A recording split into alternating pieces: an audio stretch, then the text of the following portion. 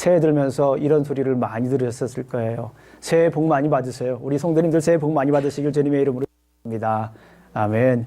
자, 이 새해가 되면서 복에 대한 인사를 우리가 많이 나누었습니다. 많이 듣기도 하고 많이 하기도 했습니다. 그런데 이 복 많이 받으세요라고 하면서 어떤 의미로 인사를 하셨습니까? 그리고 어떤 의미로 그 인사를 받으셨습니까? 여러분, 복이 무엇입니까? 복이라고 하는 것은 사전에 의하면 생활에서 충분한 만족과 기쁨을 느끼어 흐뭇함이라고 이렇게 얘기를 합니다. 우리 삶 속에서 만족을 느끼고 우리 삶 속에서 기쁨을 느껴가지고 생각만 해도 흐뭇한 그런 상태를 우리가 복스러운 상태다라고 이렇게 사전은 정의합니다. 세상엔 또 뭐라고 복을 얘기를 합니까? 세상에서 말하는 복, 특별히 우리에게는 오복이라고 하는 말을 많이 들으셨을 거예요. 오복, 그죠? 오복 하면 이 옛날 중국 서경 홍범편에 이렇게 나와 있습니다. 수부강령 유후덕 고종명이다. 수라고 하는 것은 뭡니까? 오래 사는 거예요. 이것도 복이라고 그러죠. 부라고 하는 건 뭐라고 합니까? 부는 잘 사는 거예요. 부자로 사는 거예요. 쉽게 말씀드리면. 오래 사는 것만으로도 부족합니다. 잘 살아야 됩니다. 그리고 강령은 무엇입니까? 오래 살고 부자로 사는 것만으로도 부족합니다. 건강하게 살아야 돼요. 그래서 강령이라고 하는 것은 건강입니다. 또 하나 있어요. 뭐죠? 유호덕이다. 오래 살고 부자로 살고 건강하게 사는 것만으로도 부족합니다. 뭐가 더 하나 있어야 됩니까? 덕이 있어야 됩니다. 사람은 덕이 있어야 돼요. 우리 따라해 보겠습니다. 덕이 있어야 된다. 사람들은 이 덕이 있어야 됩니다. 가죽이 있는 거와 상관없어요. 그죠? 오래 산다고 하는 건강한 거와 상관없이 덕이 있어야 됩니다. 그리고 한 가지 더를 얘기를 합니다. 고종명이다. 아무리 오래 살고 부자로 살고 건강하게 살고 덕이 있게 살아도 마침표를 잘 찍지 못하면 그것 또한 복이 아니다라고 하는 거예요. 고종명이라고 하는 건 뭡니까? 잘 죽는 것이다. 우리 사랑하는 성도님들, 주님 안에서 주님의 은혜를 생각하며 이 세상을 마치시길 주님의 이름으로 축원합니다. 그때가 언제 될지 몰라요. 그러나 그 마치는 순간 그 마침표에 하나님의 은혜가 있기를 주님의 이름으로 축원합니다. 세상에서는 이렇게 복을 얘기를 합니다. 그런데 과연 성경에서 말하는 복은 어떤 것일까? 하나님께서 우리에게 주신 복은 무엇일까? 하나님께서 말씀하시는 성경적인 복은 어떤 것인가? 우리 한번 이 시간 함께 나누도록 하겠습니다. 오늘 시편 1편은 바로 이 복 있는 사람, 혹은 복 받은 사람, 혹은 행복한 사람에 대해서 이야기를 하고 있어요. 시편은 1편부터 150편까지 있습니다. 굉장히 깁니다. 굉장히 긴데 이 시편을 중요한 목적을 얘기하는 시편이 있습니다. 그것이 뭐냐면 시편 1편이에요. 시편 1편을 보면 우리 주님께서, 우리 하나님께서 시편을 왜 기록했는지가 기록이 되어 있어요. 그것이 무엇입니까? 복을 주기 위해서 그런 거예요. 하나님께서 우리에게 행복을 주기 위해서, 하나님께서 우리에게 그리스도 안에서 행복한 삶을 살게 하기 위해서 기록한 것이 시편이다라고 하는 것을 알 수가 있어요. 시편 2편은 The Purpose of the Psalm, 시편의 목적에 대해서 기록을 하고 있어요. 그러니까 시편과 2편만 잘 알아도 시편의 전반적인 내용을 잘 알 수가 있습니다. 어쨌거나 중요한 거, 시편 1편은 시편의 메시지가 그 안에 담겨져 있습니다. 시편의 목적이 그 안에 담겨져 있습니다. 그건 복이에요. 그런데 오늘 말씀을 보니까 처음에 좀 당혹스러워요. 왜냐하면 복받지 못하는 사람에 대해서 얘기를 먼저 해요. 복받지 못하는 사람에 대해서. 그러니까 약간 경고를 하는 듯한 느낌을 받습니다. 근데 복받지 못하는 사람을 가만히 이렇게 보니까 어떤 사람이에요? 말을 따라 사는 사람이다. 한번 따라해 보겠습니다. 복받지 못하려면 말을 따라 살아야 된다. 말이 이끄는 삶이에요. 말이 이끄는 삶. 한번 시편 1편 1절을 한번 우리가 한번 보겠습니다. 한번 시편 1편 1절을 한번 읽어봅니다. 다 같이 시작. 복 있는 사람은 악인들의 꾀를 따르지 아니하며 죄인들의 길에 서지 아니하며 오만한 자들의 자리에 앉지 아니하고. 자, 복받지 못하는 사람들의 유형에 대해서, 예에 대해서 설명을 하고 있습니다. 그런데 그 첫 번째가 무엇입니까? 악인들의 꾀를 따르지 아니하며 라고 합니다. 악인들의 죄를 따르지 않는다라고. 악인들의 꾀가 뭡니까? 꾀라고 하는 것은 이 충고, 꾀라고 하는 것은 무엇입니까? 이 성경에서 말하는 그 이미지가 있어요. 히브리 단어가 주는 이미지가 있습니다. 그 이미지는 뭐냐면 정치적인 감언 이설 같은 거를 이 꾀라고 얘기합니다. 속임수라고 할 수가 있어요. 예. 또 그리고 달콤한 감언 이설 같은 거, 이런 것들. 꾀임이라고 하죠. 그런 것들을 말할 수가 있습니다. 악인들은요, 이런 속임수를 참 잘 사용합니다. 그 사람의 심리를 상대방의 심리를 너무 잘 알아서 속임수를 잘 씁니다. 말로 현혹을 합니다. 가장 대표적인 유형이 창세기 3장에 등장하는 사탄과 같은 존재입니다. 너무나도 잘 알아요. 어떤 얘기를 하면 그 사람이 넘어올 건지 너무나도 잘 아는 유형입니다. 복 받지 못하는 사람은 악인들의 꾀를 따르는 사람들입니다. 여기서 가만히 생각을 해보세요. 악인이라고 하는 것은 그냥 단순히 나쁜 사람이에요. 우리 삶 속에서도 악한 사람들이 있어. 아우, 저 사람 좀 나쁜 사람 같아. 그런 사람들 있잖아요. 그런 악인들이에요. 그런 분들은 왜 악인이라고 얘기를 합니까? 자꾸 사람을 속이니까. 자꾸 거짓말을 하니까. 거기서 끝나는 것이 아니라 자꾸 이렇게 뭐합니까? 사람을 꼬드긴다고 하잖아요. 이렇게 꼬드기잖아요. 그래서 악인이라고 합니다. 그런데 우리가 영적으로 우리가 면역력이 강화되어 있을 때는 그런 악한 말에 어떻게 됩니까? 넘어갑니까? 넘어가지 않습니까? 넘어가지 않아요. 그런데 우리 영적으로 면역력이 없으면, 말씀이 없어가지고 영적 건강 상태가 조금 이렇게 면역력이 약화된 상태가 되면 그런 말에 자꾸 따라가게 돼 있어요. 그러니까 신앙의 병들을 때는 언제입니까? 자꾸 세상 사람들의 말에 따라갈 때, 스스로 진단하십시오. 자가 진단하십시오. 내가 지금 영적으로 지금 약해지는구나, 면역력이 떨어지고 있구나 라고 생각을 하면 됩니다. 그런데 중요한 것은 악한 사람들은 악한 사람들에서 끝나지 않아요. 이렇게 단순히 나쁜 사람이었어요. 이 나쁜 사람들이 어떻게 됩니까? 오늘 성경에 보니까 거기서 끝나는 것이 아니라 그 사람들이 어떻게 돼요? 죄인이 됩니다. 죄인이 돼요. 악한 사람들의 꾀를 따르면 어떻게 됩니까? 죄인의 길에 서게 되는 것이에요. 악한 사람들은 그냥 나쁜 사람이에요. 우리끼리 얘기할 때 그냥 나쁜 사람이야. 아우, 저 사람 정말 나쁜 사람이야. 그렇지만 죄인이라고 하는 것은 여기에서 뭐냐면, 공식적으로 큰 죄를 져가지고 감옥에 들어간 사람을 죄인이라고 하는 거예요. 그러니까 다시 말씀드리면 법정에서 이 사람은 죄인이다라고 판정한 거예요. 죄인이다 판정한 사람. 영적으로 보게 되면 어떤 사람입니까? 영적으로 보게 되면 하나님과 점점 멀어지면서 하나님과 분리된 것을 여기서 죄인이라고 합니다. 처음에는 그냥 단순히 악한 사람들의 꾀를 따르는 거예요. 예, 악한 사람. 근데 이 악한 사람들의 꾀를 따르다가 어떻게 됩니까? 죄인들의 길에서 이제 서게 됩니다. 그래서 가만히 서게 돼서 공식적으로 죄인이 돼서 하나님과 멀리 떨어지게 사는 거예요.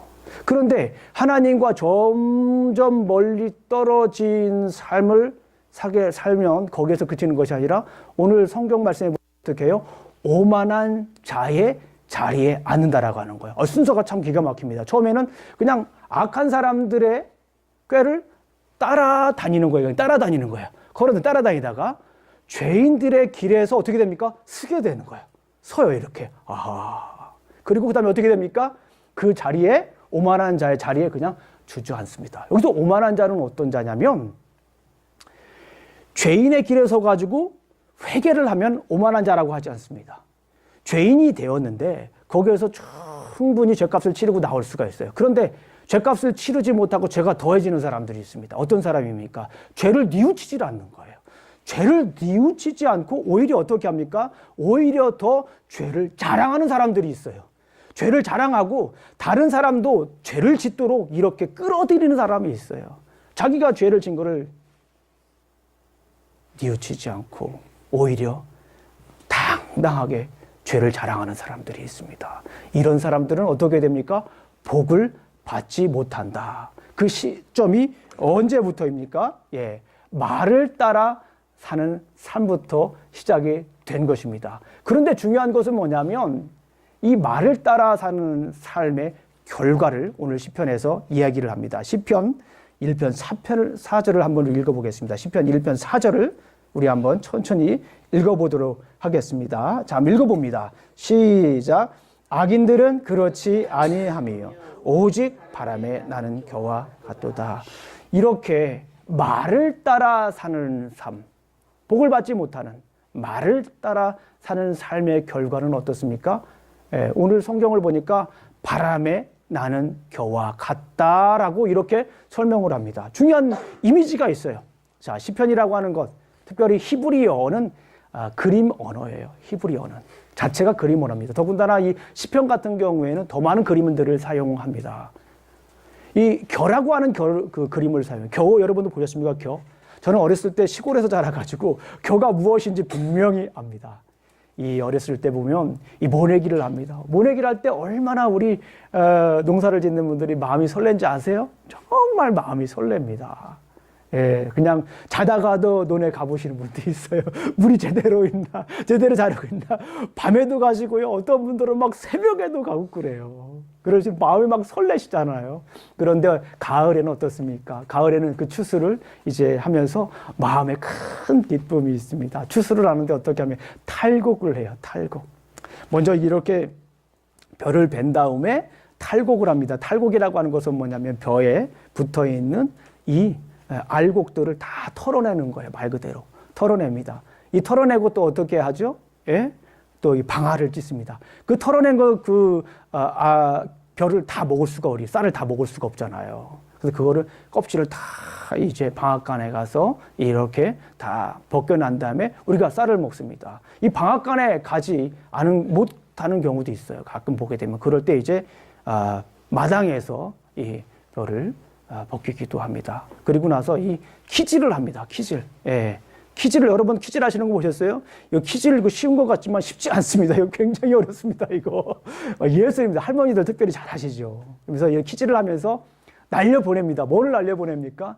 이 쭉정이를 날려보냅니다. 기가 막히죠. 저도 한번 키질을 해봤어요. 할머니 따라서. 그런데요, 안 돼요. 쉽게.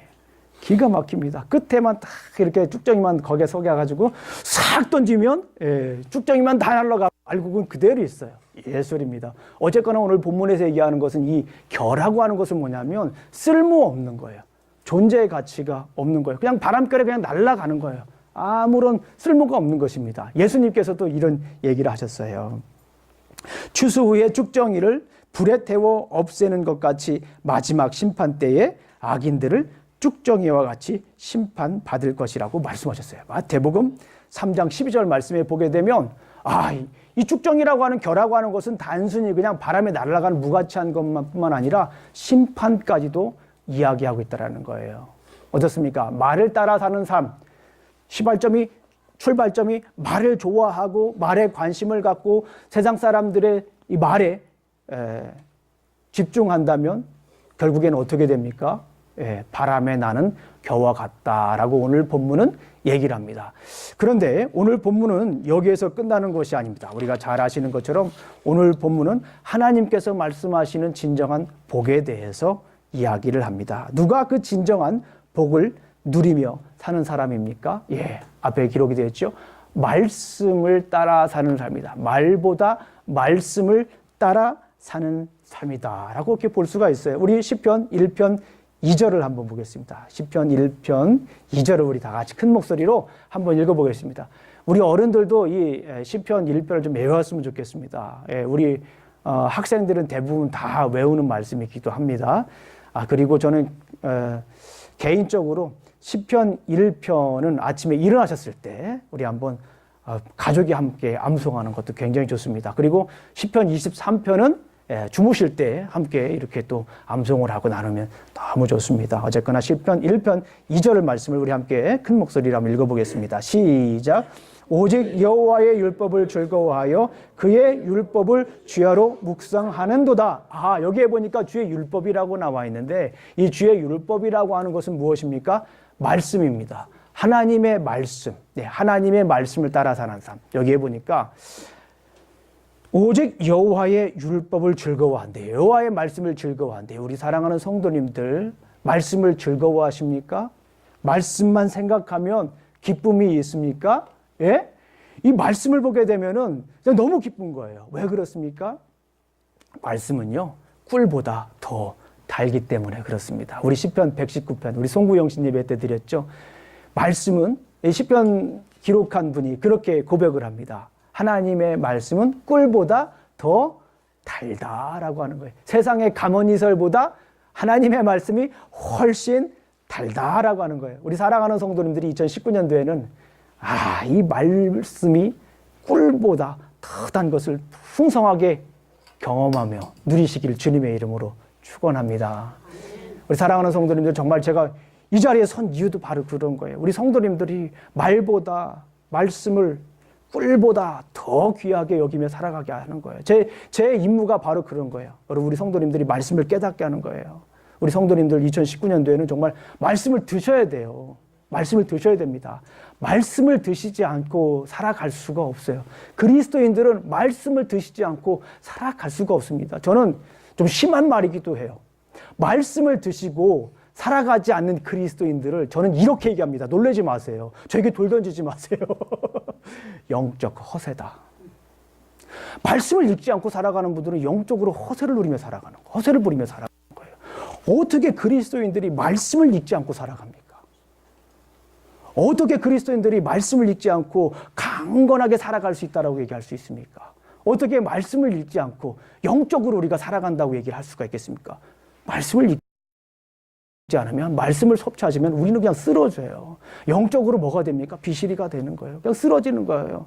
영적으로 그냥 연체동물이 되는 거예요. 그냥 쓰러지는 거예요. 그냥 흐물흐물하게 사는 겁니다.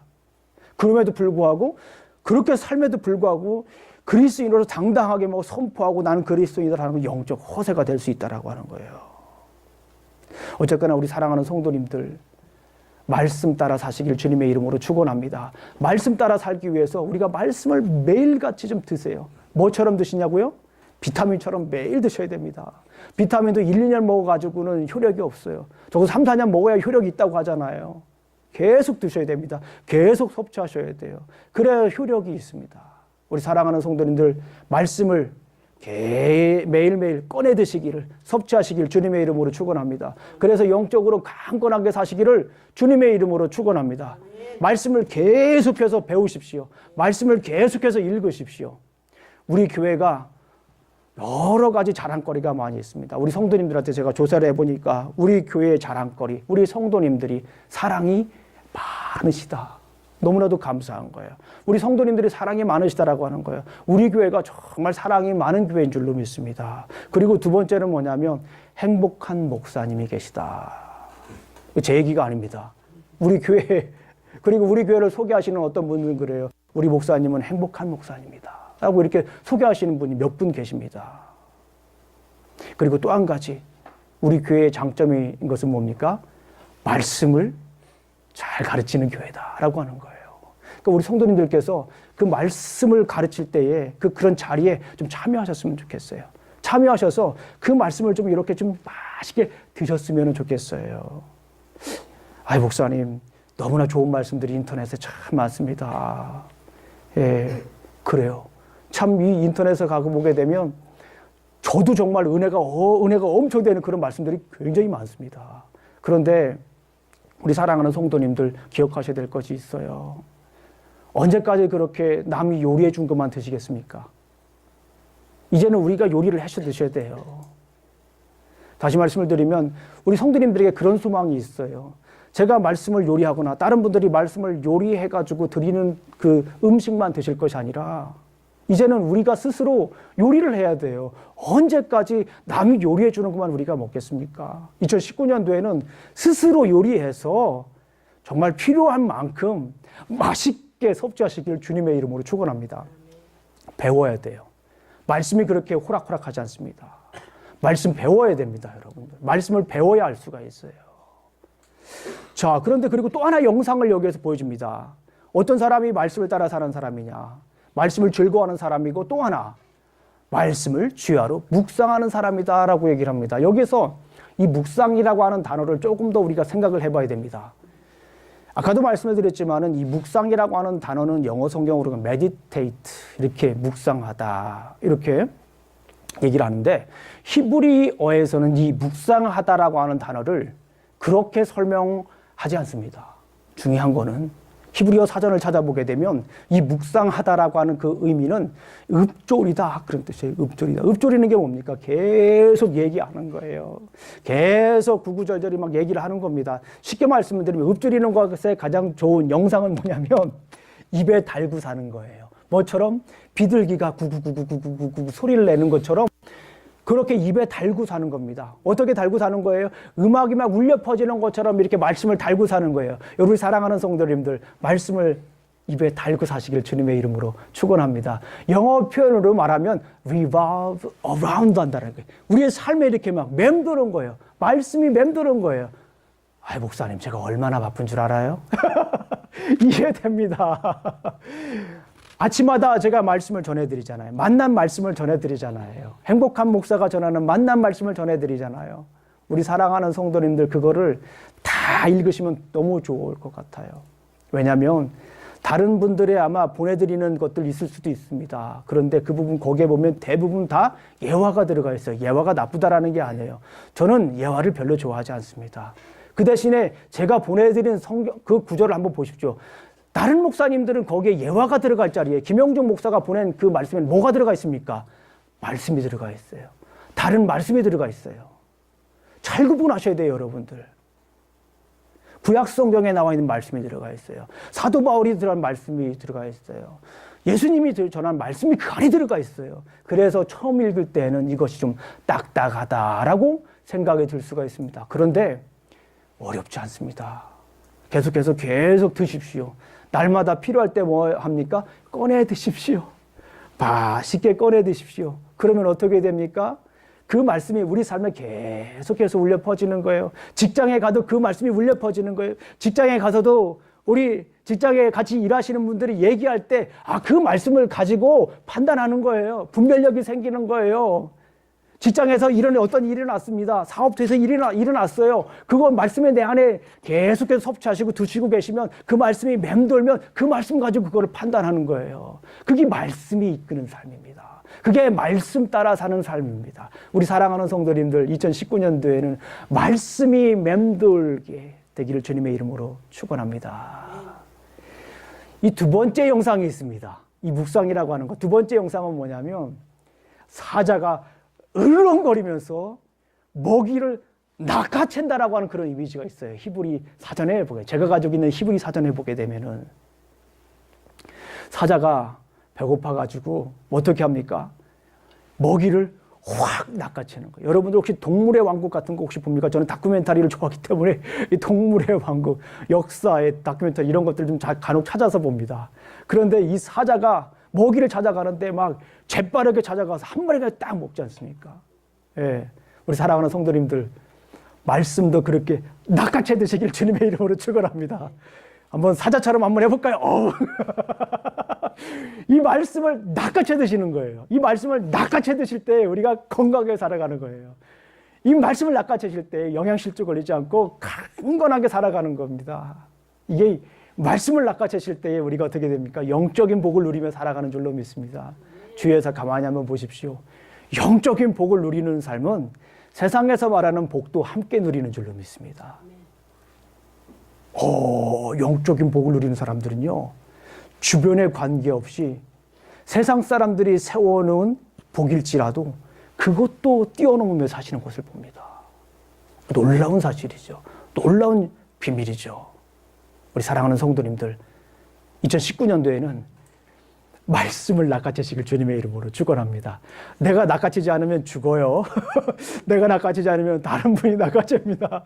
우리 사랑하는 성도님들, 말씀을 낚아채시길 주님의 이름으로 축원합니다. 이게 복받는 비결입니다. 이게 복받는 사람이에요. 이게 복 있는 사람입니다. 또 하나의 영상이 있습니다. 이 묵상이라고 하는 단어를, 히브리 단어를 보게 되면 또 하나의 영상이 있어요. 그건 뭐냐면 여러 번 말씀드린 것 중에 하나입니다. 이 하가라고 하는 히브리 단어의 마지막 영상. 이거는 신음하다라는 뜻이에요. 신음하다. 막 떼구르르 부르는 거예요. 배가 아파가지고 막 떼구르르 부르는 거예요. 목사님 그동안 잘 나가다가 갑자기 왜 떼구르르 둥글고 그러니까. 한번 생각해 보십시오. 말씀이 내 안에 들어오면은 어떻습니까?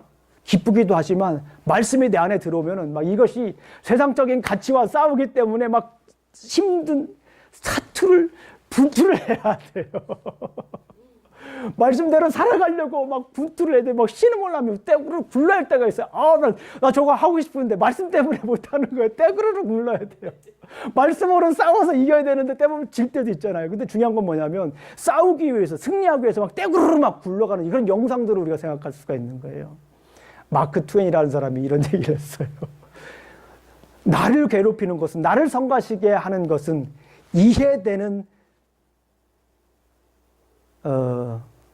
나를 괴롭히는 것은 이해되지 않는 성경이 아니라 나를 정말 괴롭히고 성가시게 하고 힘들게 하는 것은 이해되는 성경이다 라고 얘기를 합니다. 저 신학교에 처음 들어갔을 때 말씀이 왜 이렇게 어려운지 몰라요. 모르는 게 왜 그렇게 많은지 몰라요. 들어가서 신학교 말씀, 이제 하나님 말씀을 배우려고 들어갔지 않습니까? 모르는 게 너무 많으니까 좌절이 참 많이 됐어요. 열심히 나름대로 공부를 했습니다. 그리고 나서 좀 지나고 나니까, 한 10년 정도 지나고 나니까 이해되는 말씀이 꽤 많아졌습니다. 그럼에도 불구하고 안 되는 것이 많았지만 그때 정도 되니까 이해되는 성경 구절이 더 많았던 것 같아요. 그런데 그 시점에서 깨달은 게 있습니다. 이해되는 성경이 정말 힘들구나. 이해되는 말씀 때문에, 사랑하라라고 하는 말씀 때문에 이해가 되잖아요. 용서해야 되고 참아야 되고 그런 말씀들이 정말 이해가 되고 삶 속에서 이해가 되니까 어떤 때는 좀 신음을 해야 될 때가 있더라고요. 이 묵상하는 거는 바로 이런 의미를 가지고 있습니다. 말씀이 우리 삶 속에서 막 끊이지 않는 거, 그리고 말씀을 낚아채는 거, 그리고 말씀이 내 안에 들어와서 막 싸우는 거, 그런 이미지들이 있습니다. 자, 우리 사랑하는 성도님들, 이 복을 받는 사람들은 바로 이 여호와 하나님의 말씀을 즐거워하고 이렇게 묵상하는 사람입니다. 그런데 오늘 본문에서 얘기하는 것은 이 묵상은 묵상으로 끝나지 않는다라고 하는 거예요. 이 신음이라고 하는 것은 신음으로 끝나지 않는다라고 하는 거예요. 말씀을 즐거워하고 말씀을 묵상하는 사람들에게 주는 열매가 있습니다. 그런 결과가 있습니다. 그것이 무엇입니까? 오늘 시편 1편 4절을 우리가 함께 큰 목소리로 읽어보도록 하겠습니다. 시편 1편 4절을 한번 읽어보겠습니다. 시작. 악인들은 그렇지 아니하며 오직 바람에 나는 겨와 같도다. 자, 우리 3절을 읽어보겠습니다. 3절입니다. 죄송합니다. 시작. 그는 시냇가에 심은 나무가 저를 따라 열매를 맺으며 그 잎사귀가 마르지 아니함 같으니 그가 하는 모든 일이 다 형통하리로다. 자, 말씀을 따라 사는 사람들은 어떤 사람입니까? 복을 받는 사람이에요. 근데 그 복을 받는 사람들, 어떤 복입니까? 형통의 복을 받는다라고 합니다. 우리 사랑하는 성도님들, 말씀 따라 살면서 형통의 복을 누리시길 주님의 이름으로 축원합니다. 그런데 우리를 오늘 여기에서 이 형통이라고 하는 단어를 우리가 조금 더 생각을 해봐야 됩니다. 형통이라고 하는 단어를 오늘 본문 시편 1편 3절에서는 뭐라고 얘기를 하냐면 열매라고 얘기를 합니다. 열매의 비유를 해서 설명을 합니다. 성경에서 그렇게 얘기를 하고 있어요. 근데 여러분들 열매를 한번 생각해 보세요. 열매를 맺기까지 얼마나 많은 과정들이 있습니까? 씨를 뿌려야 될 때도 있어요. 어떤 분들은 이 나무를 묘목을 심기도 합니다. 근데 씨를 뿌려서 바로 열매가 됩니까? 묘목을 심어가지고 바로 열매를 맺습니까? 유실수, 나무를, 열매를 맺을 수 있는 나무가 되기까지 우리가 기다려야 됩니다. 물도 줘야 되고, 거름도 줘야 됩니다. 나무의 열매를 맺을 수 있는 나무가 되었을 때, 그때도 역시 기다려야 됩니다. 어떤 것을 기다려야 됩니까? 그 나무가 비를 또 맞습니다. 때로는 눈을 또 맞아야 됩니다. 그래서 넘어지지 않도록 또 관리도 해야 되고 시간이 지나야 됩니다. 그럴 때 어떻게 됩니까? 열매를 맺습니다. 굉장히 여러 과정을 거치게 됩니다. 기쁨의 순간도 있고 어려움의 순간도 있습니다.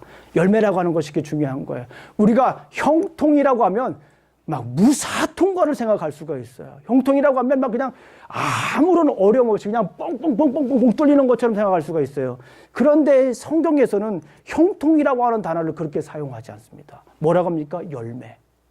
정말 달고 아름다운 좋은 결실입니다. 그런데 그 이면에는 뭐가 있는 거예요? 어려움이 있습니다. 견뎌내야 할 그런 과정들이 있는 거예요. 형통이라고 하는 것은 그래서 영적인 축지법이 아니라는 거예요. 내가 뭔가를 해가지고 그냥 막연하게 한꺼번에 이룰 수 있는 것을 형통이라고 성경에서는 얘기하지 않습니다. 뭐라고 얘기를 합니까?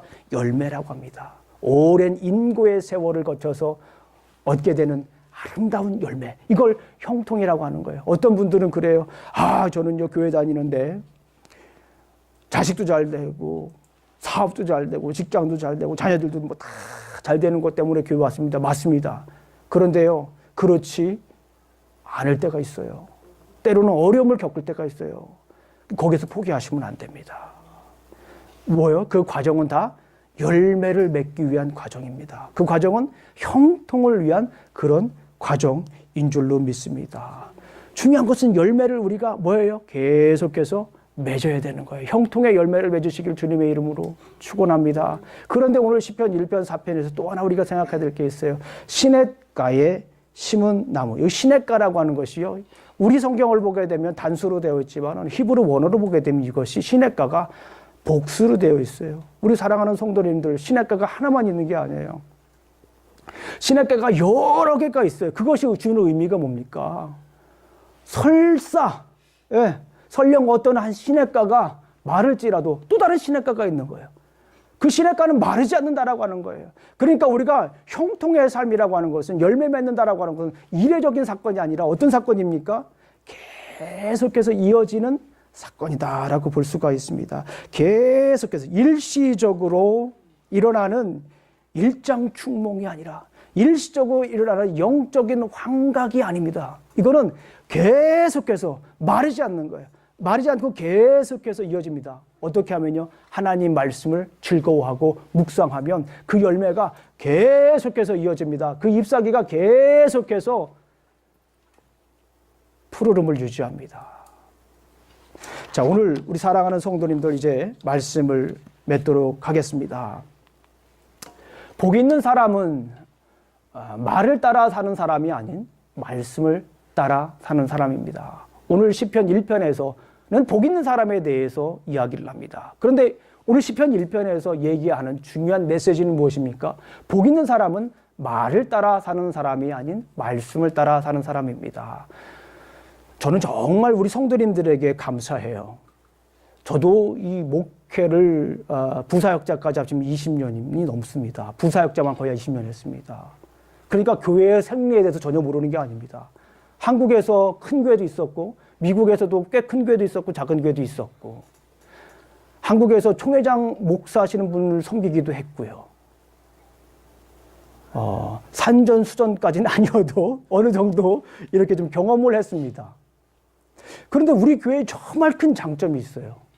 우리 교회 정말 큰 장점이 뭐냐면 말씀을 사모하는 분들이 많다라고 하는 거예요. 이 말은 뭐냐면 세상 사람들의 말에 휘둘리지 않는다라는 거예요. 이게 정말 감사한 거예요, 저에게. 우리 교회도 말씀에 보다 말이 많았던 시절이 있습니다. 여러분들 잘 아시는 것처럼. 그런데 정말 저거 감사한 건 뭐냐면 우리 성도님들 한 분 한 분 이렇게 보면서 감사한 게 그거예요. 말에 휘둘리지 않았다라는 거예요. 그것이 왜 그렇습니까? 말씀에 섰기 때문에 그래요. 우리 성도님들이 말씀을 사모하기 때문에 그런 거예요. 우리 사랑하는 성도님들, 지금껏 그렇게 하셨던 것처럼 2019년도에 말에 휘둘리지 않고 가문 이설에 휘둘리지 않고 말씀에 굳게 서서 영적으로 강건하게 사시기를 주님의 이름으로 축원합니다. 자, 주님의 말씀을 따라 살 때 우리는 하나님 나라의 복을 누릴 수가 있습니다. 하나님 나라의 복을 어떤 사람이 누립니까? 아무거나 하나님 나라의 복을 누리며 살 수가 없어요. 하나님 나라의 복을 누리며 사는 사람은 주님의 말씀을 따라 사는 분입니다. 예수님께서 하늘나라를 선포하셨습니다. 그리고 하늘나라의 삶의 원리를 아주 자세하게 설명했습니다. 그것이 산상수훈이라고 합니다. 그것이 산상수훈입니다. 이 산상수훈의 첫 번째 메시지가 여러분들 뭔지 아십니까? 팔복이라고 해요. 팔복. 제가 한번 읽어드릴게요. 심령이 가난한 자는 복이 있나니 천국이 저들의 것이며 애통하는 자는 복이 있나니 그들이 위로를 받을 것이요 온유한 자는 복이 있나니 그들이 땅을 기업으로 받을 것이요 의에 줄이고 목마른 자는 복이 있나니 그들이 배부를 것이요 궁일이 여기는 자는 복이 있나니 그들이 궁일이 여김을 받을 것이요 마음이 청결한 자는 복이 있나니 그들이 하나님의 나라를 볼 것이며 화평하게 하는 자는 복이 있나니 그들이 하나님의 아들이라 일컬음을 받을 것이요 마지막입니다. 의를 위하여 박해를 받는 자는 복이 있나니 천국이 그들의 것입니다. 제가 무엇을 강조했습니까? 자를 강조했습니다. 자라고 하는 것은 여기서 뭡니까? 사람들입니다. 이 팔복을 어떻게 이해하느냐 많은 견해들이 있습니다. 저는 이 팔복을 한 단어로 요약하자면, 한 센텐스로 요약하자면 저는 이렇게 생각을 합니다. 앞에 나온 이 자들을 모두 다 합쳐서 저는 말씀을 따라 사는 자들입니다. 이렇게 생각을 합니다. 그러니까 말씀을 따라 사는 사람들은 심령이 가난해요. 말씀을 따라 사는 사람들은 애통합니다. 그렇잖아요. 말씀 따라 사는 사람들은 심령이 가난해요. 말씀을 따라 사는 사람들은 막 애통해요. 막 애통합니다. 말씀을 따라 사는 사람들은 온유하죠. 사납지 않죠? 말씀을 따라 사는 사람들은 의에 줄여 있어요. 항상 의로움에 줄여 있습니다. 말씀을 따라 사는 사람들은 궁일이 여기는 그 마음이 있어요. 애틋한 마음이 있습니다. Have mercy on me. 나에게 자비를 주시옵소서. 나를 불쌍히 여겨주세요. 다른 사람에게도 그런 시각이 있습니다. 말씀을 따라 사는 사람들은 마음이 청결합니다. 말씀을 따라 사는 사람들은 화평케 하는 사람들입니다. 어딜 가나 사람들이 화평해요. 말씀을 따라 살지 않는 사람은 어딜 가나 막 지난번에 말씀드린 막 깨집니다. 사람들이 막 서로 이간하고 그렇잖아요.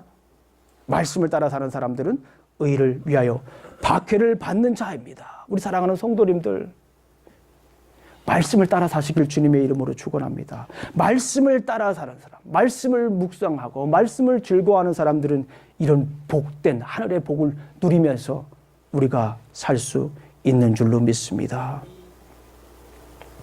우리 사랑하는 성도님들, 그럼 이제 어떻게 우리가 살아야 합니까?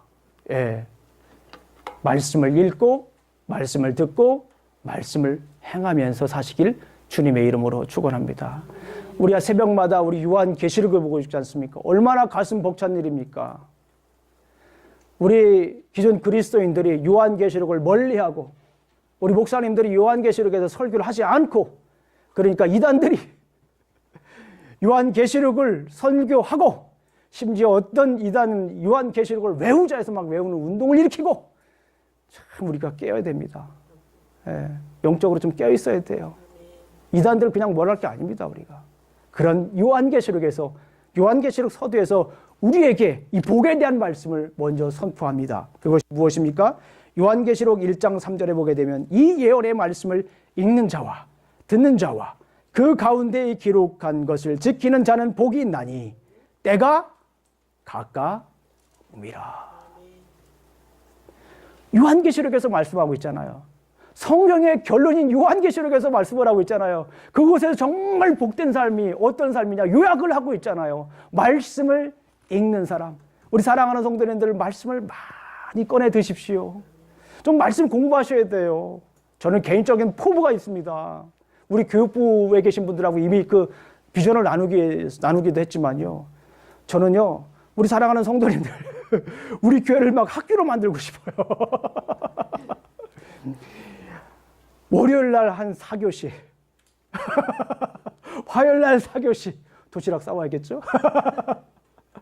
수요일 날도 4교시, 그냥 매일 교회에서 그냥 강의하는 김영중 목사가 하루에 4교시까지 하는 건 할 수 있어요. 그 이후로는 좀 힘들어요. 금요일 날까지 그냥 1교시부터 4교시 해가지고 그냥 공부하는 거예요. 과목도 이미 다 나와 있어요. 아이, 목사님, 그 다른 교회 다 하는가요? 다른 교회 많이 하는 거이기도 합니다. 그러나 제가 신학교에서 주로 강의했던 과목들이에요. 이미 교환이 있는 거예요.